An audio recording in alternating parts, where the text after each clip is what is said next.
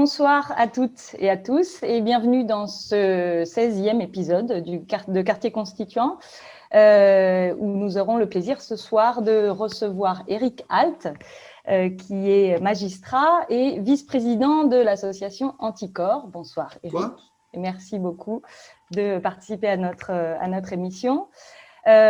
Pour t'accueillir, nous sommes trois constituants que vous commencez à connaître un petit peu si vous avez vu les émissions précédentes. Serge Rémy, qui est lui-même président d'une association d'usagers. Est-ce que tu veux en dire deux mots, Serge ? Je m'occupe d'une association qui s'intitule « Retrouvons le Nord de la gare du Nord ». Il s'agit d'une association qui réunit usagers et des transports, mais également les habitants à la fois de Paris et de la région parisienne, qui s'oppose à un projet absolument pharaonique de transformation de la gare du Nord en centre commercial, alors qu'on considère qu'aujourd'hui, l'essentiel, c'est de satisfaire aux besoins des usagers et au confort des habitants. Ok, merci. On est aussi avec François Coq, que vous connaissez bien, qui est enseignant et essayiste. Salut Manon, bonsoir à tous.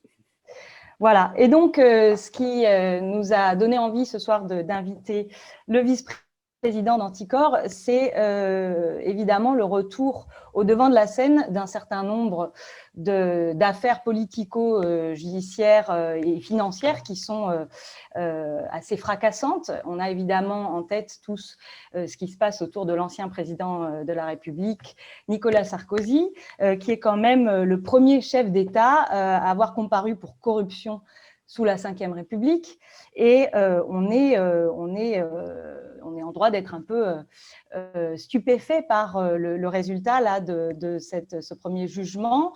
On sait qu'il a encore un certain nombre d'affaires qui vont suivre et qui vont être jugées. On a évidemment donc l'affaire Big Malion, on est là dans les écoutes Bismuth, on a l'affaire du financement libyen qui est étroitement liée à celle-ci. Bref, il n'est pas au bout de ses peines.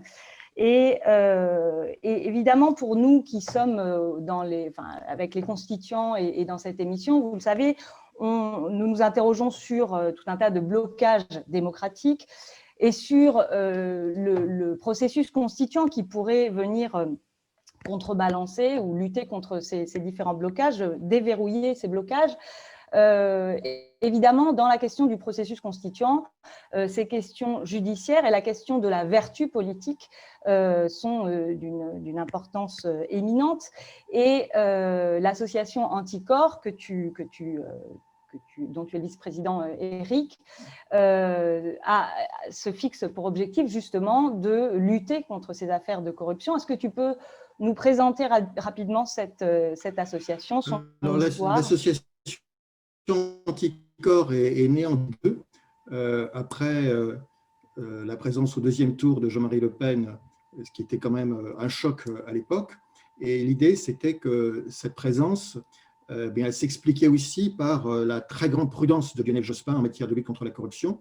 Et d'une certaine façon, on ne pouvait pas se satisfaire non plus que Jean-Marie Le Pen revendique un monopole de la lutte contre la corruption, main propre, tête haute, etc. Donc, un certain nombre de personnes qui étaient essentiellement d'ailleurs des personnes qui s'étaient présentées aux élections, qui avaient vocation à se présenter aux élections, se sont regroupés, ont constitué une association pour faire un plaidoyer, donc pour permettre de faire émerger un certain nombre d'idées à partir des citoyens. Donc, alors cette association a fonctionné de façon un peu discrète parce que finalement, il n'y a pas eu énormément d'élus qui se sont agrégés à l'association à l'époque. Mais des citoyens s'y sont intéressés en grand nombre. Et Anticorps, paradoxalement, a commencé à être connu à partir du moment où on s'est invité dans une affaire, on s'est constitué partie civile dans l'affaire des frais de bouche de Jacques Chirac. Donc, c'est le premier président de la République qui est passé devant une juridiction correctionnelle, mais ce n'était pas du tout le même enjeu que Sarkozy, puisque à l'époque, Jacques Chirac avait sa carrière derrière lui.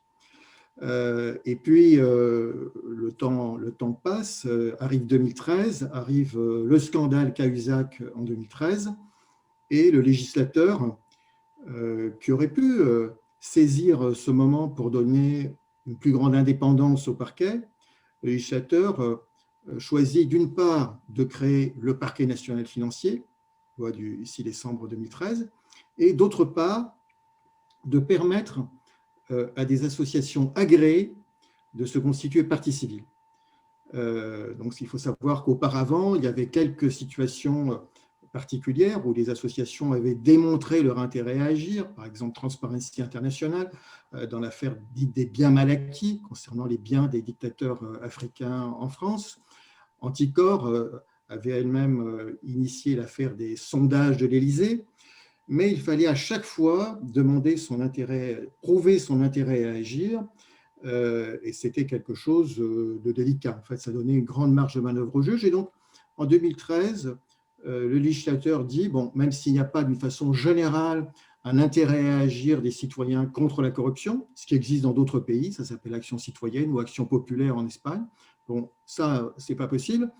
C'est pas possible non plus de considérer que des associations qui ont dans leur objet statutaire la lutte contre la corruption puissent se constituer partie civile. En revanche, si des associations passent un examen pour être agréées, eh bien, elles auront droit d'agir, de se constituer partie civile, ce qui présente notamment l'avantage lorsque le parquet est trop prudent, lorsque le parquet classe une affaire sensible, de saisir un juge d'instruction et de permettre à l'instruction de suivre normalement son cours. Ça présente aussi l'avantage, quand l'affaire vient devant une chambre correctionnelle, de porter devant la juridiction une parole citoyenne, donc d'introduire une parole citoyenne dans le prétoire à côté de celle du parquet qui, en principe, représente l'intérêt général.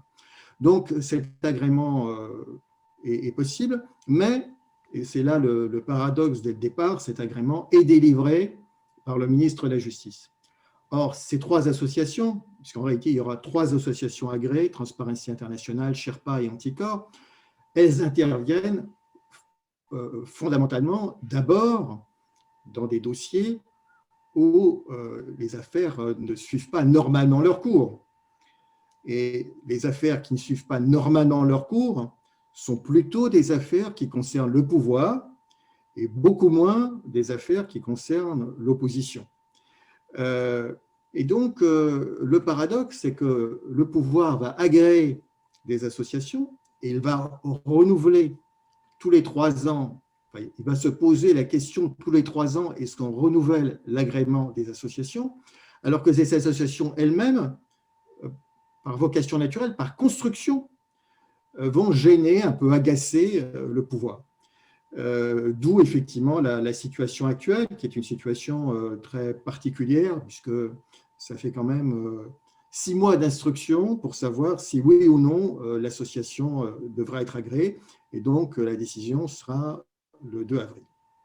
Oui, on aura peut-être l'occasion de reparler de ça. En tout cas, on voit bien que ce qui est central, ce qui va être central là, dans nos interrogations, c'est la question de l'indépendance de la justice.